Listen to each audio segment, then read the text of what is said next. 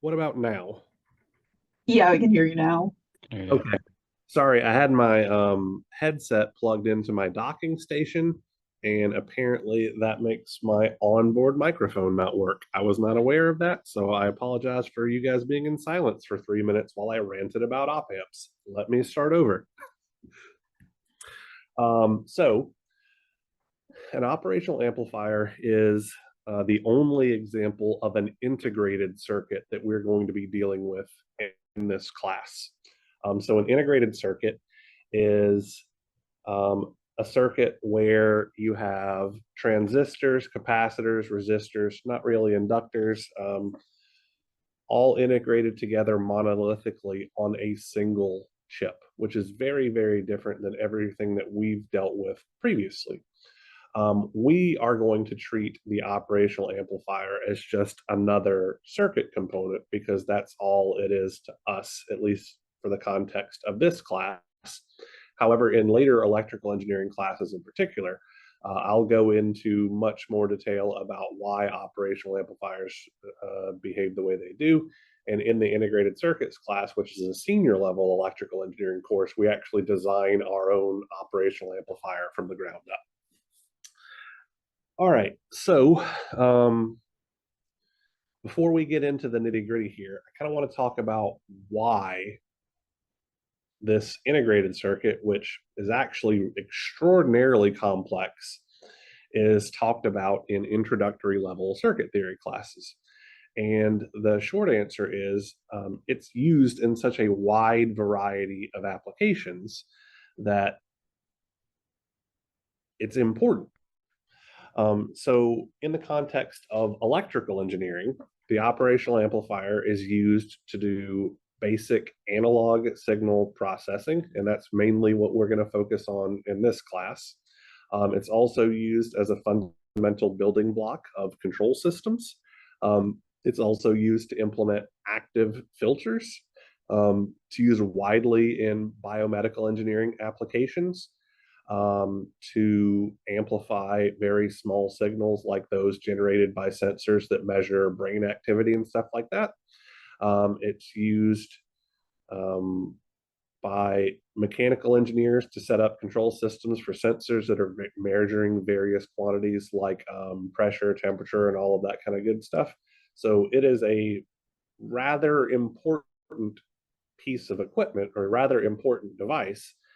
But here in Circuits 1, we're mainly going to focus on just how to analyze circuits that contain them. Although on Wednesday, I will introduce you guys to some of the circuits that show how operational amplifiers are used for practical purposes. Okay. So I'm going to draw a circuit symbol for an op amp here. So I'm going to have this triangular shape. So a triangle is typically used in a schematic diagram to designate an amplifier. And an operational amplifier is a special type of amplifier in as much as it has two input signals. So I'm going to denote one of the input terminals of the op amp with a plus sign, and I'm going to denote the other one with a minus sign. So the plus sign is for what's called the non-inverting input terminal. I'll talk about a little bit more about what that means later. And then the minus sign is typically used to designate the inverting input. So these input terminals are where we can apply usually a voltage signal, but occasionally a current signal. And then on the right-hand side, I'm going to denote another terminal, and this is going to be our output terminal. And the output of an operational amplifier is always a voltage. So these are the three terminals that we are primarily interested in for the intents and purposes of this class.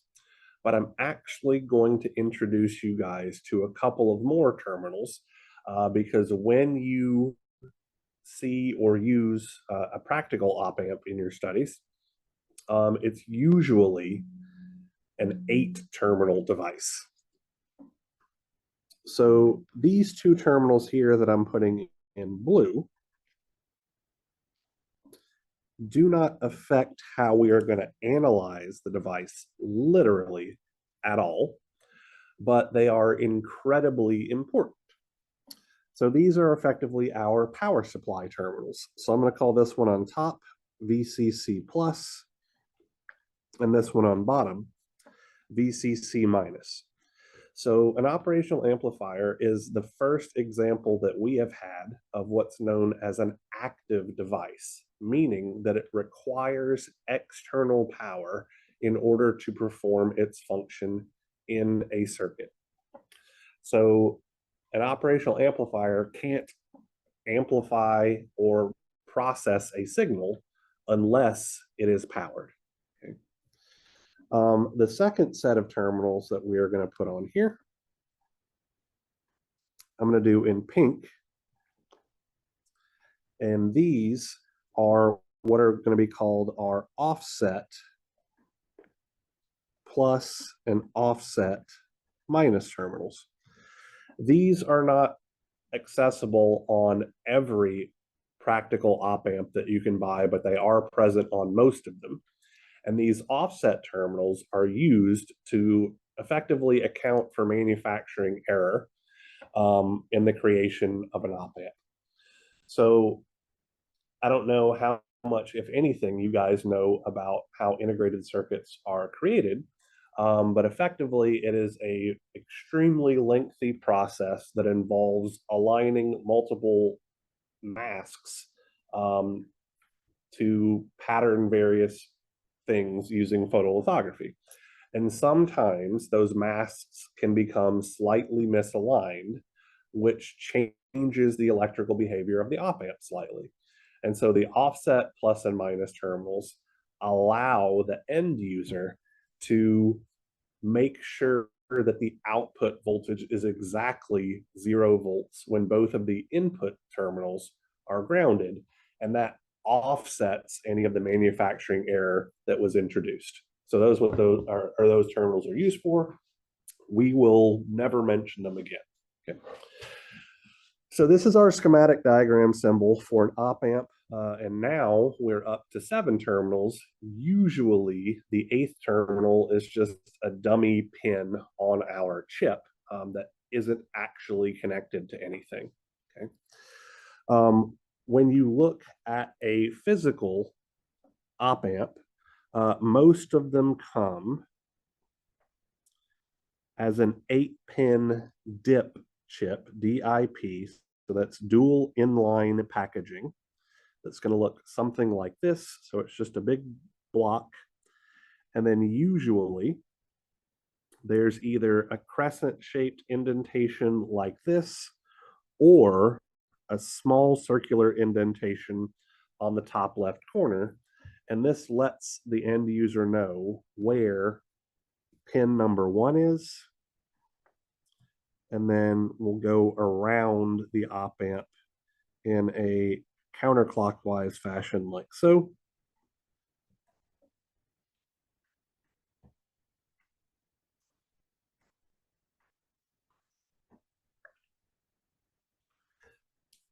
So that we have 8 pins on this device in total. Now, various manufacturers use various what are called pinouts or pin layouts. So I can't really say that, pin 1 is the output terminal and pin 7 is the positive supply voltage terminal, because that differs from manufacturer to manufacturer, and sometimes it varies within op amps created by a single manufacturer. So I'm just trying to let you know what you might see in the future, because a whole heck of a lot of you guys, practically everyone but the civil engineers, will wind up using these at some point. Okay, so let's talk about what an operational amplifier fundamentally does. Okay, So operational amplifiers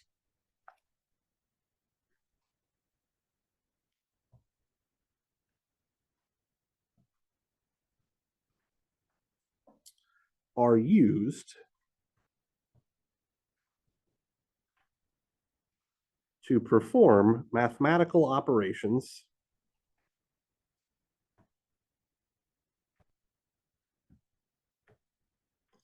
on analog signals. So these signals will usually be voltages and or currents. So this is how very early computers, and I use that term loosely, did math effectively, was the use of operational amplifiers. We're going to see on Wednesday when we get into the practical applications of how we can add and subtract signals together, how we can integrate and differentiate signals, how we can scale signals, how we can attenuate signals, all of that kind of good stuff.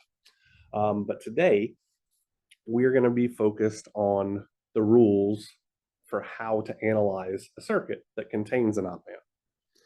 And so speaking of those rules, let's talk about them now. So these are the ideal op amp rules. And as a heads up, every circuit that we are going to be dealing with in this class will be an ideal op amp. And so we can use these two rules. Okay. So our first rule is no current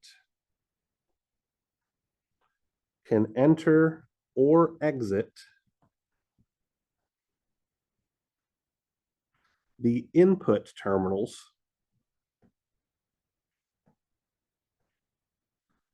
of an ideal op amp.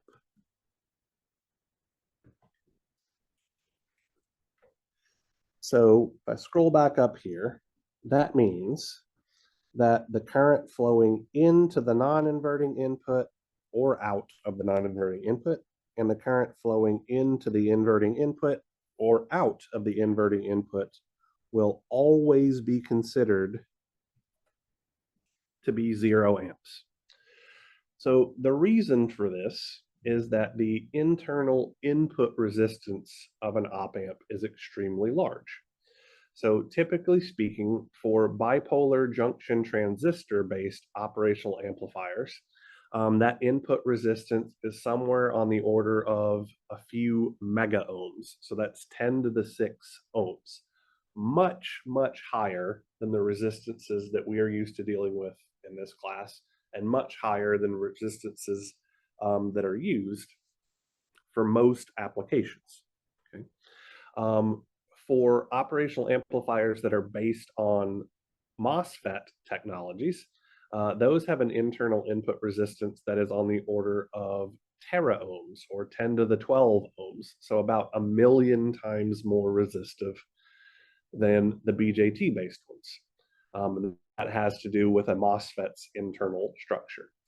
So effectively, because the internal resistance is so incredibly large compared to most of the resistors that are used, we're not going to ever see practically any current flow into the input terminals of an op amp. If we had a very sensitive and tried to measure the current flowing into the input terminals of an op amp, usually we would see currents on the order of pico and femto amperes. So 10 to the minus 12 and 10 to the minus 15 amps. So it's an incredibly small amount of current. Our second rule is that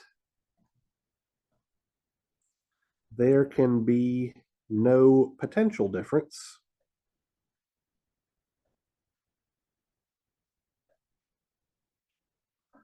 between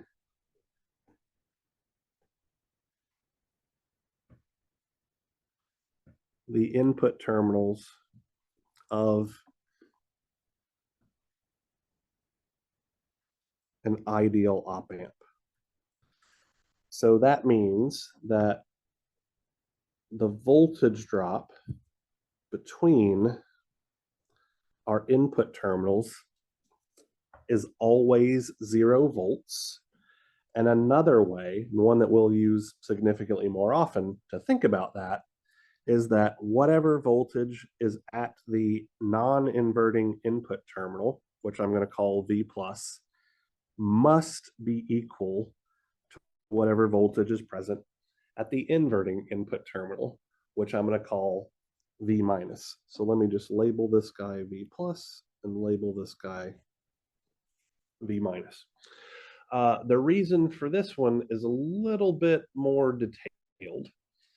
I'm not going to get into too much of the weeds with this, but this particular ideal op amp rule exists because of two things that occur concurrently. First, what's called the open loop gain of an operational amplifier is usually very, very large, on the order of hundreds of thousands of volts per volt. That, in combination with the fact that the overwhelming majority of applications for operational amplifiers involve what's called negative feedback, and everything that we deal with in circuits one will have negative feedback. Those two things combined give us this voltage constraint. I know I didn't explain a whole heck of a lot there. If you want to learn more about it, you can watch my Circuits 2 YouTube videos. It's kind of boring, but it'll explain a little bit better where these constraints come from.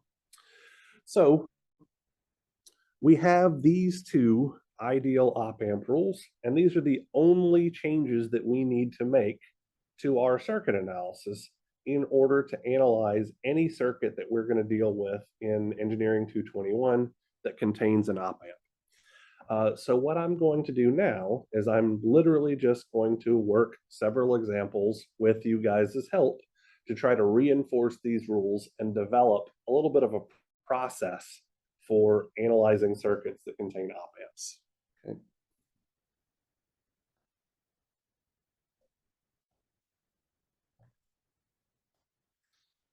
So this first example that we're going to look at is literally one of your homework problems. So in this circuit, we are going to have an op amp like so. And I'm going to connect a resistance between the inverting input terminal and the output terminal.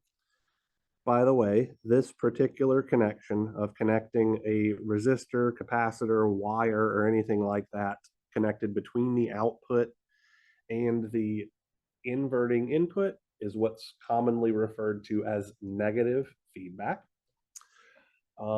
Let's make this resistor something simple. So let's make it a 3 kilo ohm resistance. Over here, we're going to measure our output voltage, which is going to be our ultimate goal for this problem. Connected to my inverting input node, I'm also going to connect a current source. And let's make this 1 milliamp, like so. And then lastly, I'm going to ground my non-inverting input pin, like so. So our ultimate goal here is to simply determine what the output voltage of the amplifier will be. And then once we sort that out, I'm going to make a couple of small changes here and talk about, they're going to seem like red herrings or things just thrown in to confuse you, but they do have meaning in practical or real op amp circuits. All right. So the first thing that I want us to do is to determine the voltage at the non-inverting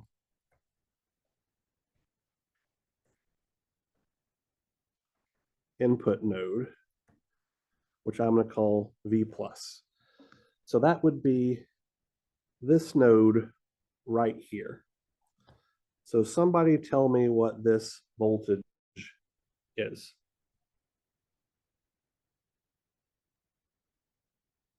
0 volts. 0 volts. Absolutely right.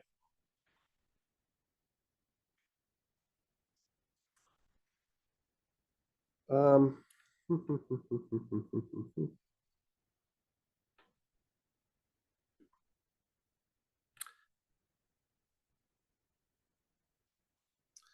know what? I'm going to make a slight change here. I apologize. I'm going to move this down. And I'm going to call this step 2. I got a little backwards. I apologize for the confusion here. What we did is perfectly valid, and there's nothing remotely wrong with it.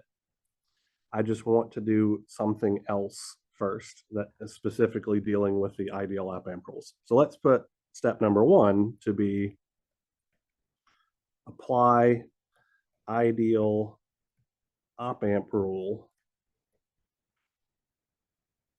number 1. All that is to recognize that this current and this current is 0. I apologize for doing things in an odd order. Then we would do step number 2, determine the voltage at the non-inverting input node, which we just did. We found it is 0 volts.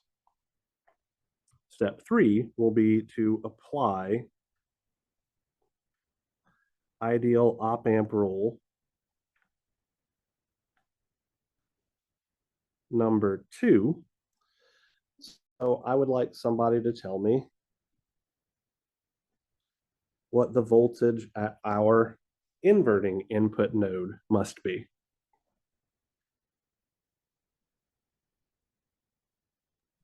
Also 0. Also 0 volts, because whatever voltage we had at V plus, we must have the same thing at V minus.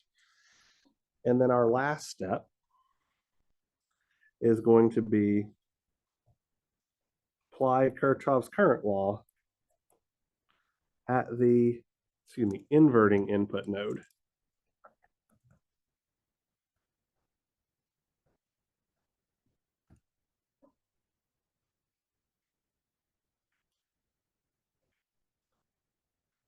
And solve for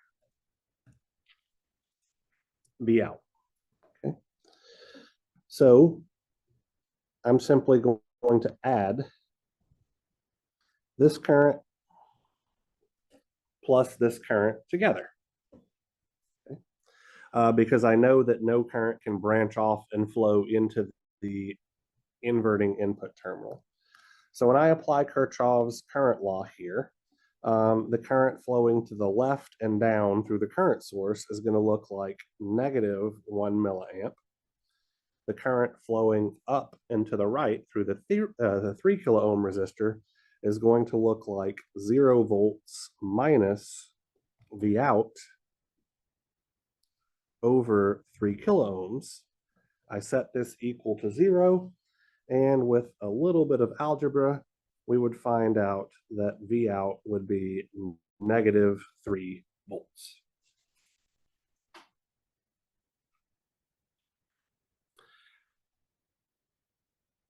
All right, so before we move on from this, how difficult did that analysis seem? Not too bad. Good. This little 4-step process that I've given you guys will work for literally 95% of the op amp problems that you'll deal with in this class. I wish I were joking, but it's true. The overwhelming majority of op amp circuits can be handled literally by just doing these 4 steps. You don't have to know anything else about them. I'll talk about a few instances where there are small hiccups that'll mess with things. We'll do that actually, and I think one of our next example problems. But before we get to that, I want to add a couple of resistors to this circuit. So I'm going to do these in gray, and these are optional from a circuit analysis perspective, but perform some function in a real op-amp circuit. So I just want to make you aware that you may see them. Okay. So the first resistor that I'm going to add is this guy right here. So this is a load resistance, RL, connected between the output terminal of the op-amp and ground. So very often we use an amplifier to drive a load.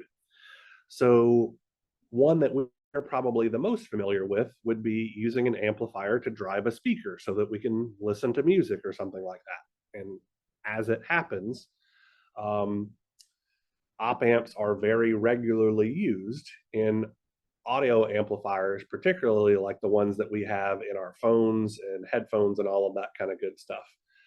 If we want to drive larger speakers, we need larger power amplifiers, which will be something that you'll learn about in electronics courses if you're an electrical engineer. Okay. So this load here connected between the output node and ground does nothing whatsoever to our analysis. The presence of this output resistor, or excuse me, this load resistor RL, does not have any impact whatsoever on what the output voltage of the circuit is going to be from an analysis perspective. In a real op-amp circuit, we need to make sure that this load resistance RL is significantly larger than the internal output resistance of the op-amp, which isn't a particularly hard thing to do because the output resistance of a well-designed op-amp is usually less than an ohm. So not something that we're really going to have to worry about. I just want to let you know that you will very regularly see circuits containing a resistance connected between the output terminal and ground, and it doesn't really make any lick of difference whatsoever to our analysis process. Another place that you might see a resistor would be connected between the non-inverting input node and ground, like so. I'm just going to call this resistance R lowercase b. So do you guys think that this resistance RB will change our analysis at all?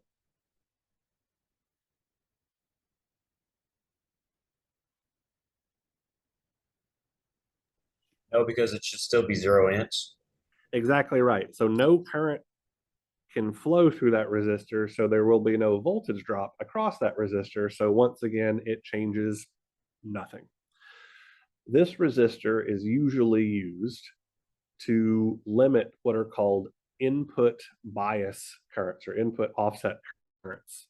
Again, this is something that's done very regularly with a practical or real op-amp circuit, but from an analysis perspective, it means nothing.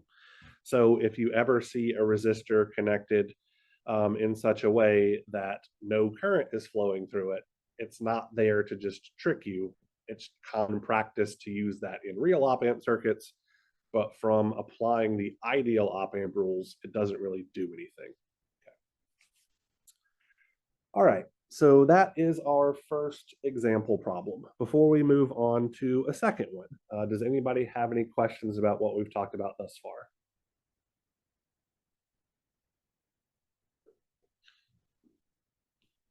All right. So let's look at a second problem now. And it's effectively this same circuit, but I'm going to add a voltage source to it.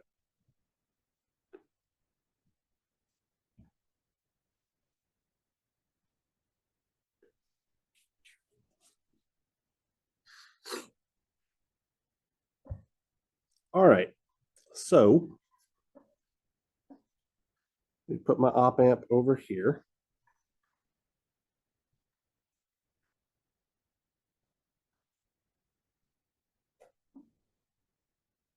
drawing my negative feedback path.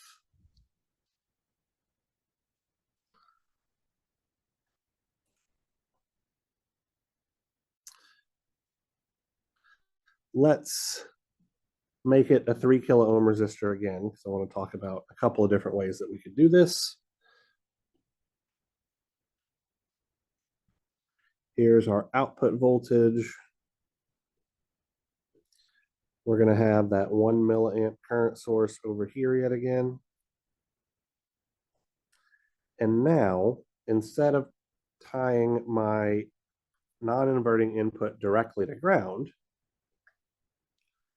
I'm going to put a 2-volt source here.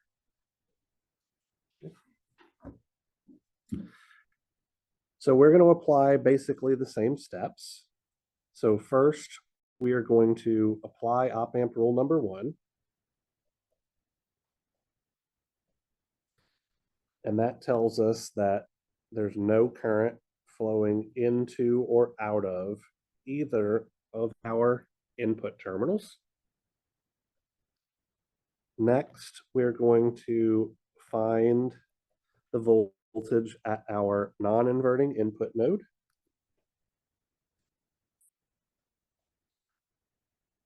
So what's the voltage at this node?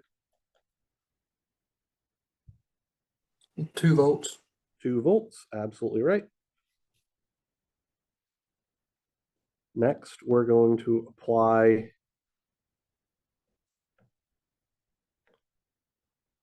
rule number 2. So what's the voltage at this node? Also be 2 volts. Also 2 volts. And lastly, apply KCL at the inverting input node and solve for V out. So that's going to be this current plus this current. Okay. So that's going to look like negative 1 milliamps plus. So before we had 0 volts minus V out. Now we're going to have 2 volts minus V out over 3 kilo ohms. And this is going to wind up looking like negative 1 volt. And you can throw that in your calculator and solve for V out if you need to. So let's talk a little bit about the inverting and non-inverting input nodes and what they tend to do here. Okay. So if we were to analyze this circuit using superposition,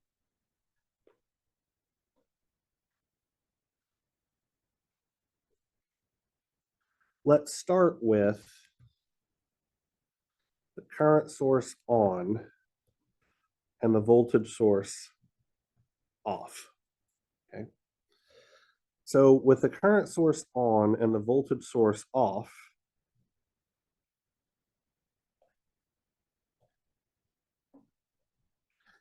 our circuit is going to look like this.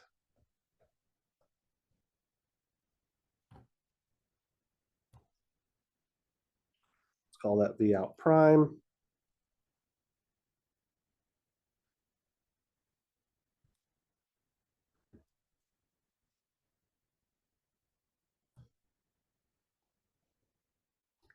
And when I turn off my voltage source, it's going to look like a short circuit.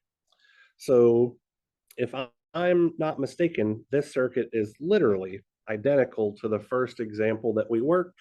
So it should be pretty easy to see that V out prime is negative 3 volts because we've already done all of the analysis, right? If we looked at it now with the current source off,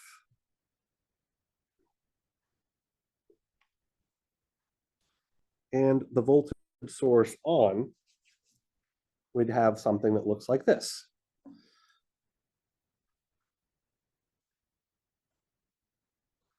So here's my op amp Here's my 3 kilo ohm feedback resistance. We're going to call this V out double prime.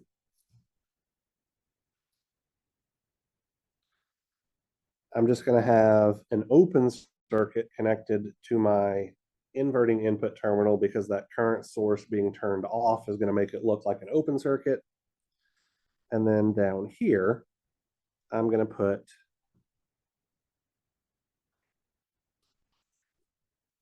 my 2-volt source. So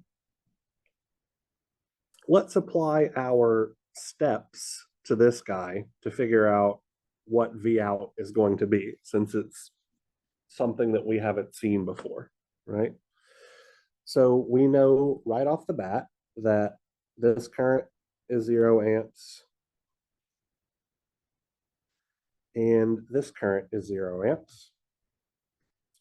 We can see very easily that this voltage is 2 volts, which means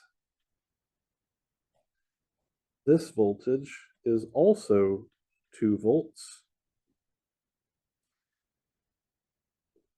And now we would apply KCL. But let's think about things here really quickly. Actually, no, we can do it. So let's see what happens here. When we apply KCL, we are going to have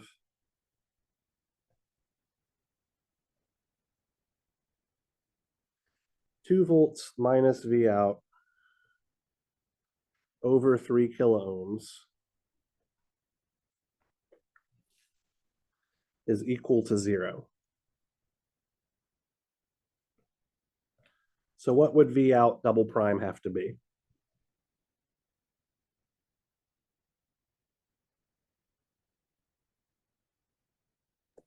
Two volts? 2 volts, absolutely right. Another way to think about that, for what it's worth, would be that this current right here must also be 0 amps, or it might be more obvious if we put our arrow in the opposite direction, because this current is going to flow down and then it's going to hit this node. We know no current can flow to the left because it's an open circuit. We know no current can flow to the right because that would be current flowing into the input node. So Kirchhoff's current law tells us that the current flowing through the 3 kilo ohm resistor must also be 0 amps, which means whatever voltage we have at this node is the same thing as the voltage at the output node, because there's no voltage drop across the 3 kilo ohm resistor. So when we combine these two things, we get V out is simply negative 3 volts plus 2 volts is negative 1 volt. So that was another way to analyze this circuit, but that's not really what I'm trying to show you guys here. So when we applied a positive input signal to the inverting input pin, we got a negative output. So we inverted the polarity of the signal. So generally speaking, when we apply an input on the inverting input side, we should expect to see a negative output. When we applied a positive signal to the non-inverting side, we got a positive output. So generally speaking, whenever we apply a voltage or a signal to the non-inverting input side, the output voltage will have the same polarity as the input. So that's why those two particular terminals have those names.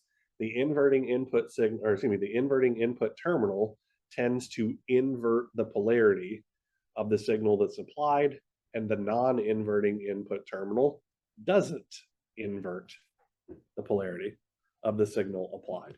Okay. All right. Before we move on to our next example, does anybody have a question about this problem.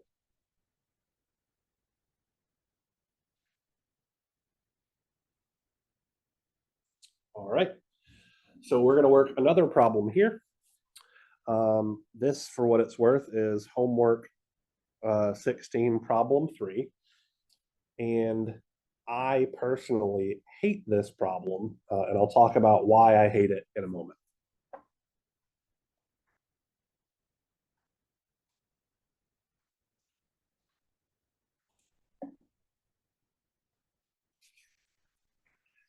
So in this problem, we have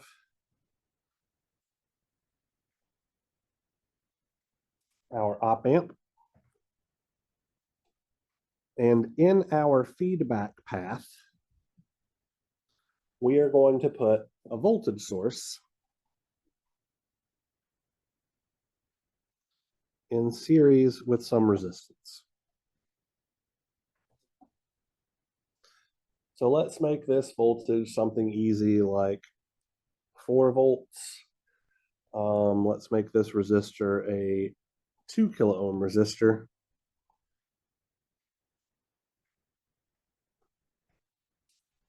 Here's our output terminal. And then on the non-inverting input side of things, let's put a 1 volt source, like so. All right, so now let me tell you why I hate this problem. There is exactly 0 reason why anyone would ever put a voltage source in a feedback path like this. So there's nothing wrong with this problem per se. It's just asinine because no one would ever actually do this for any practical purpose. And that just annoys me. It also happens to mess with our rules a little bit, or at least our process a little bit, not really the rules, which we'll see in a moment. Okay. So our first step is once again to observe that no current can flow into or out of our input terminals.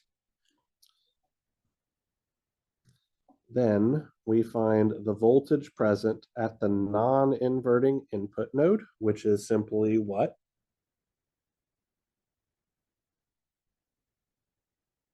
One volt. 1 volt.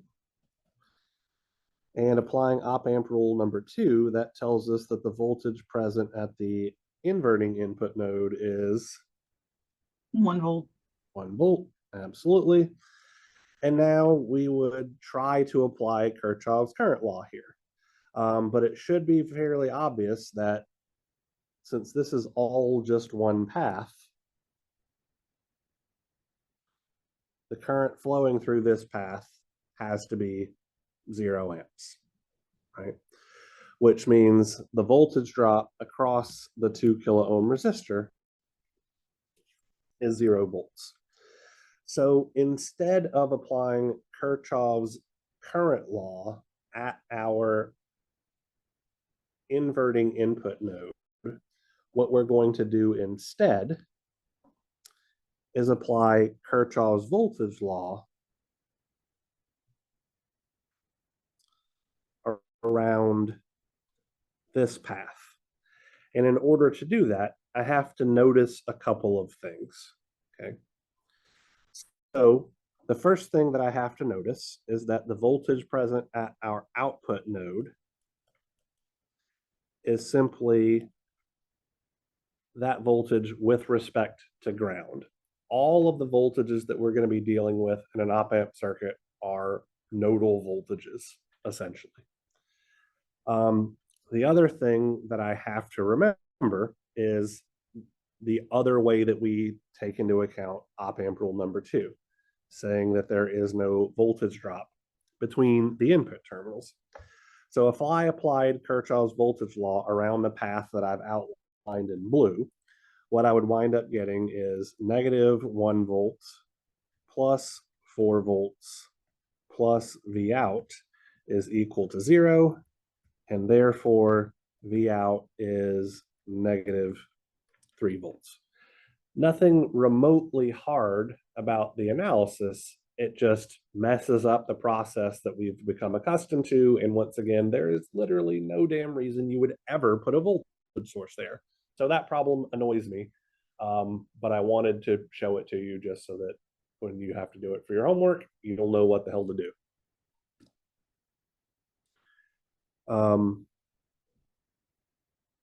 Any questions about that particular problem?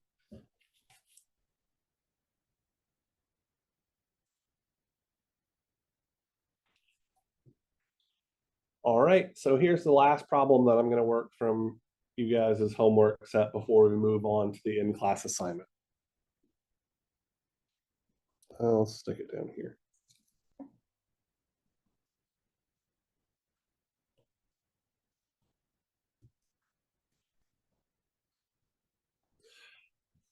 So, got another op-amp problem. In this particular circuit, the op-amp is drawn such that the non-inverting input terminal is on top. You might see that from time to time. Doesn't really change anything whatsoever about our analysis procedure. I just wanted to kind of warn you guys of what's going on. And so this time our feedback path is going to be put on the bottom, but it's still considered negative feedback because the inverting input terminal is connected to the output terminal through some conductive path. Let's make this resistor 5 kilo ohms.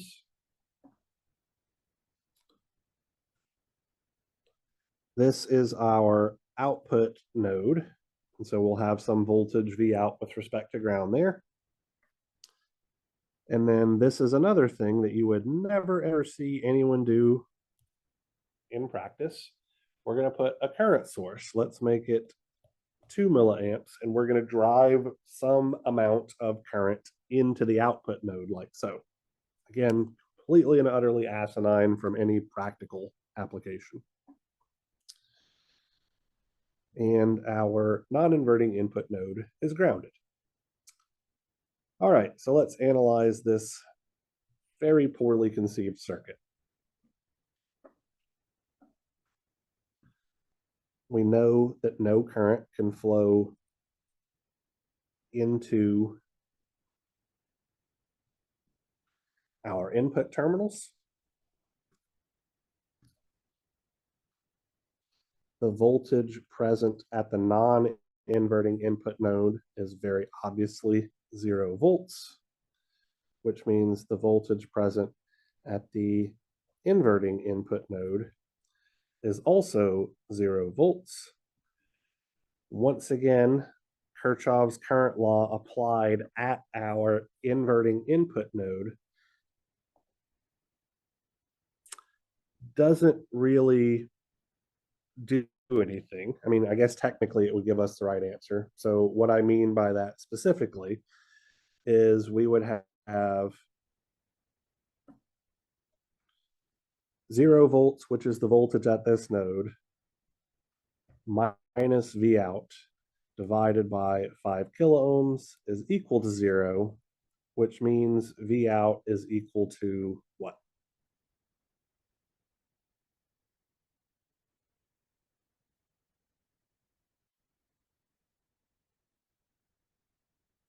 Zero. Exactly right, Leah.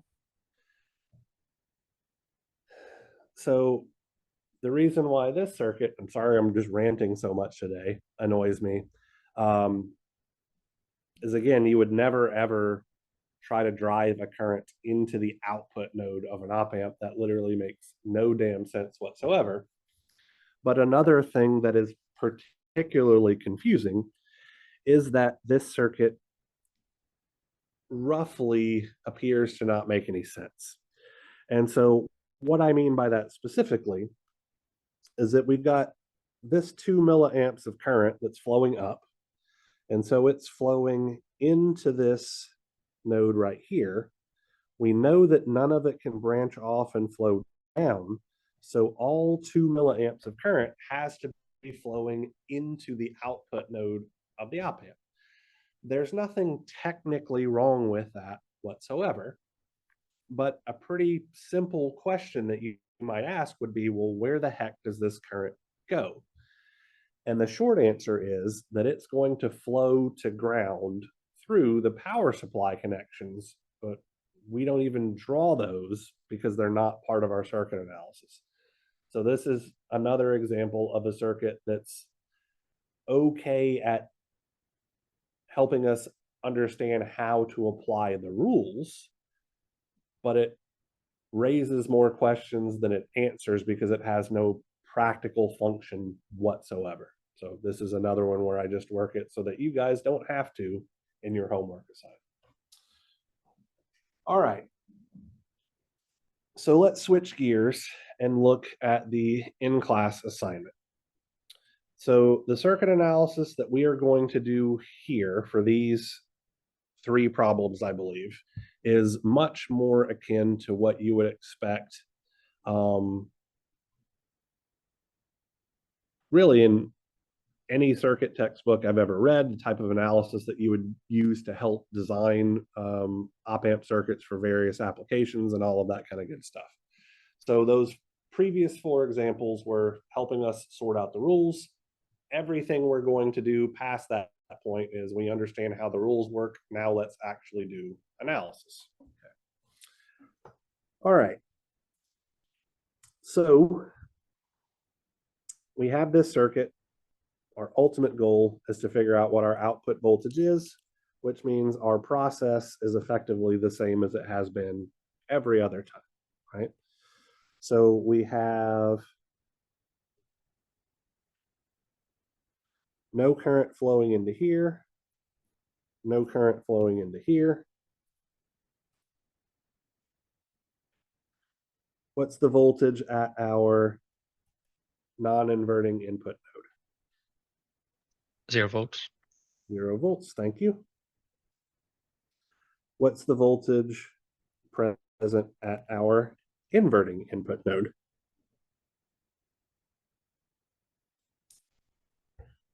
0 volts. Apply Kirchhoff's current law. So that's this current plus this current plus this current.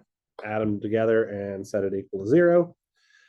And we will have 0 minus 5 volts. So let's just call that negative 5 volts divided by 5 kilo ohms plus 0 volts minus 0 volts. So the voltage here is 0, the voltage here is 0. So that bit right there doesn't really matter. Then we would have 0 volts minus V out over 10 kilo ohms is equal to 0. And rearranging this really quickly, we would have negative V out over 10 kilo ohms is equal to positive 1 milliamp, because 5 volts over 5 kilo ohms is 1 milliamp. I just moved it to the other side. Multiply through by 10 kilo ohms. So we have negative V out is equal to 10 volts. So V out is equal to negative 10 volts. Nothing particularly wild or crazy about that one. I say that flippantly because I've done this so many times. If any of you guys have a question about it, please let me know and I will stop trying to be so much of a condescending ass.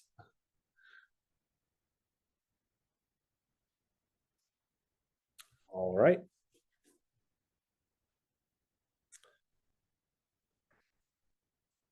This one we can do a similar process, but it's a little bit more involved. So let's start out by applying op-amp rule number 1. No current flows into either of our input terminals. And now our goal is to find the voltage at this node. Does anybody have any thoughts on how we might do that? We would analyze the voltage drop over the 24 kilo ohm and 1 kilo ohm resistor. So I think that if we do that, we're going to have too many unknown quantities. So let me explain what I mean really quickly, right? So we know that this voltage at this node is the same thing, right? So we know that V minus has to be equal to V plus. So if we were to apply Kirchhoff's current law at this node right now, what we would wind up having is V minus over 1 kilo ohm plus V minus minus V out over 24 kilo ohms is equal to 0. So we have one equation with two unknowns. So we really need to figure out a numerical value for this voltage before we can move on to analyzing what's happening at that particular node.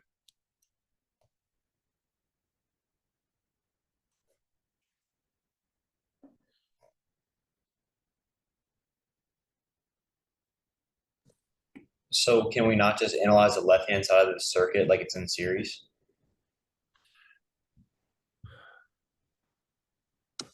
I'm not 100% sure that I understand what you mean by it being connected in series, but we will wind up analyzing the left-hand side of the circuit. There are two different ways that I can think of right off the bat to analyze the left-hand side of the circuit. One way is a more intuitive approach, and then another way is actually using Thevenin's theorem. So let's use Thevenin's theorem first, because it's probably not something that you're familiar with as a tool for circuit analysis, right? We just used it to find the Thevenin voltage, find the Norton current, find the Thevenin resistance, maybe do a power calculation with that. But Thevenin's theorem can also be used as a tool to simplify circuits. So let me explain what I mean. So I'm going to put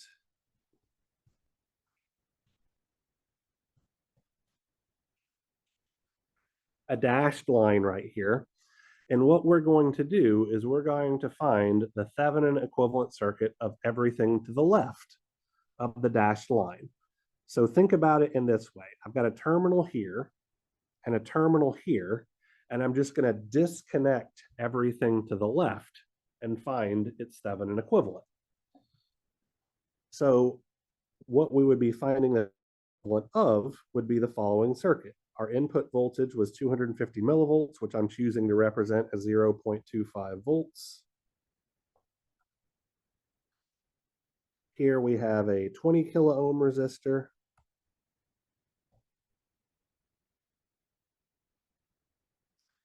Here we have an 80 kilo ohm resistor. And then here are my terminals, A and B, that I'm finding the Thevenin equivalent of, right? So if we wanted to find our Thevenin voltage, we would simply find the voltage drop across terminals A and B.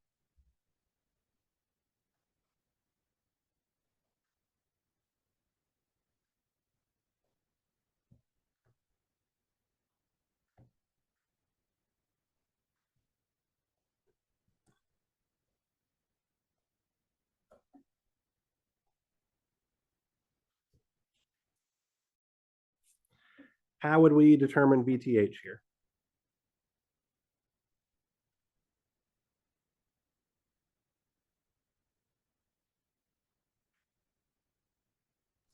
We could just do a KVL. We could, but I'm lazy. Can you think of a different way? Oh, just divide the voltage by the resistance and then multiply by that resistance again.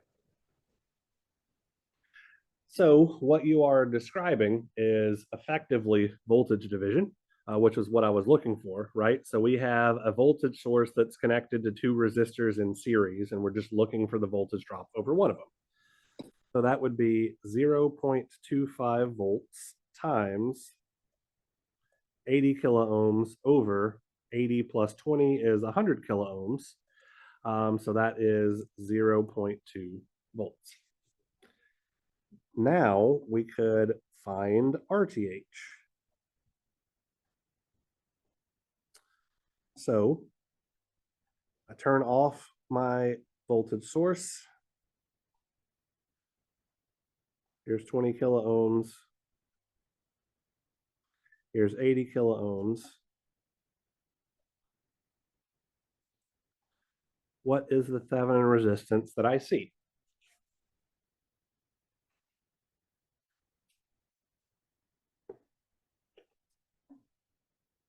Anybody have any thoughts? Just be a 20 in parallel with 80, just Exactly right. 16. So 20 in parallel with 80, so that's 160 over, excuse me, 1600 over 100. Yep, so 16. Absolutely right. So 16 kiloohms. Okay. So let me come down here. So I can redraw my circuit now. So I would have a 0.2 volt source in series with a 16 kilo ohm resistance. And here's my dashed line like so. And then I would just connect the rest of the circuit.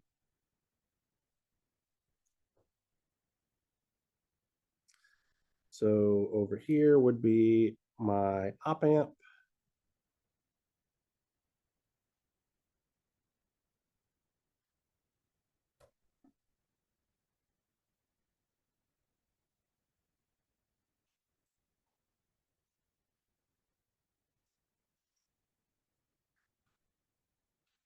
Let's see, this is 24K and this is 1K.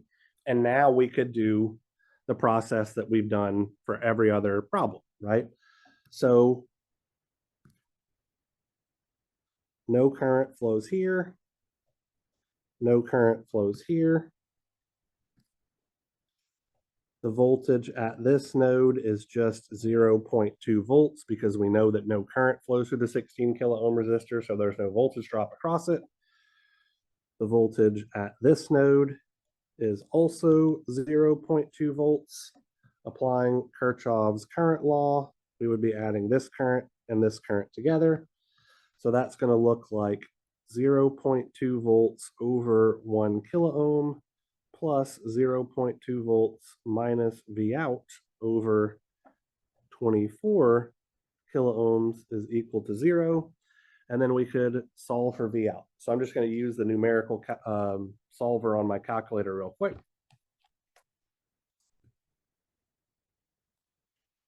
So 0.2 over 0.2 over 1000 plus 0.2 minus x over 24,000 is equal to 0. Solve for x. And I wound up getting 5 volts, which happens to be the correct answer.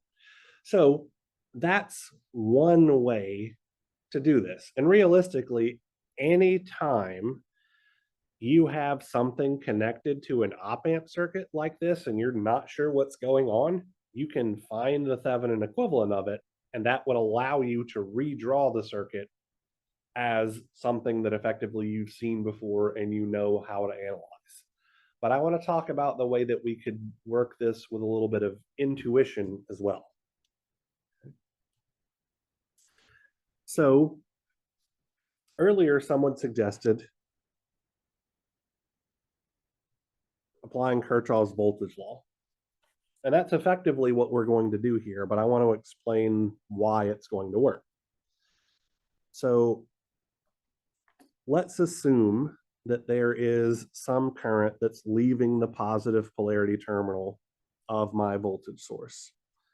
That current's going to flow through the 20 kilo ohm resistor, and then it's going to hit this node right here. None of it can flow to the right, which means all of it has to flow down, like so. That same current has to be flowing up, which means that we really just have this little closed loop thing going on. So the voltage drop that we're interested in is really just the voltage drop across the 80 kilo ohm resistor, because once again, all of our voltages that we're dealing with when we're looking at an op-amp circuit are nodal voltages. So this voltage with respect to ground is the same thing as just the voltage drop across the 80 kilo ohm resistor. So we would have 250 millivolts divided by 100 kilo ohms. That's my current, times 80 kilo ohms is equal to 0.2 volts. And then we would come down to this step again and get the exact same answer. So two incredibly different approaches to the problem, giving us the exact same result.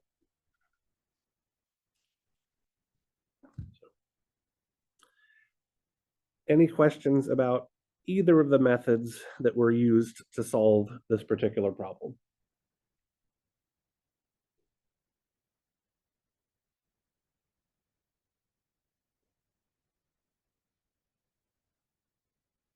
Alrighty. I hope I am not overwhelming you guys with the possibilities here. Our last problem that we're going to look at is a similar thing to what we've been doing, except that we're going to have to work some things backwards, right? We are told that our load resistance absorbs 25 milliwatts, and we need to work backwards to solve for the value of this resistor R. So, can anybody think about what relationship we might use in order to figure out what our voltage V out is in this case?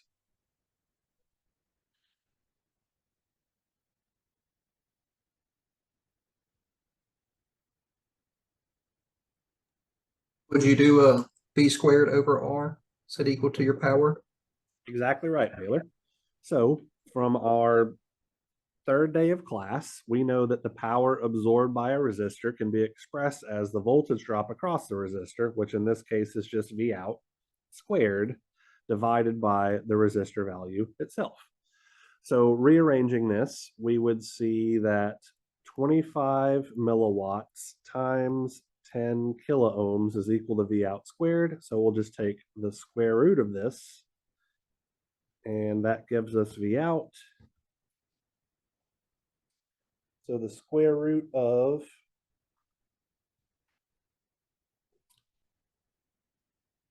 25 times 10 to the minus 3 multiplied by 10 times 10 to the positive 3 gives us 5 square root of 10, or 15.811 and some change volts. Once we know V out, we can effectively do the exact same process that we've been doing, right? So there's no current flowing in here. There's no current flowing in here. The voltage at this node is what?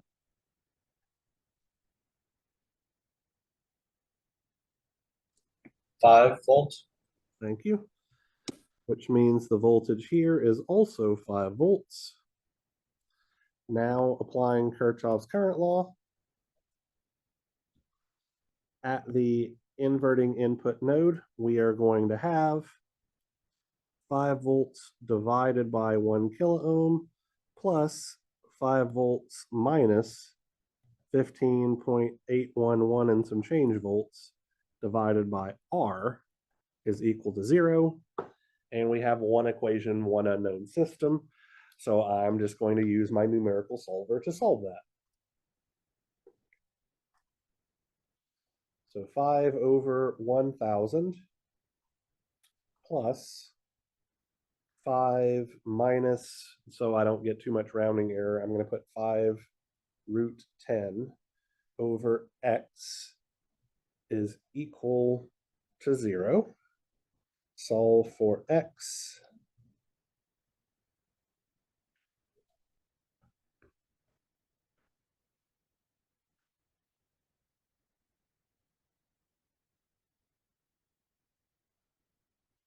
Calculator's thinking.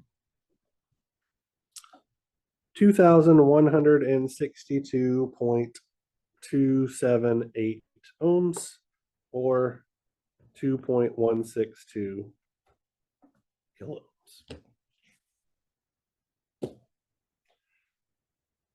All right, so we have learned the rules for analyzing a circuit that contains an op amp. Before we wrap up for the day, does anyone have any questions about anything that we did?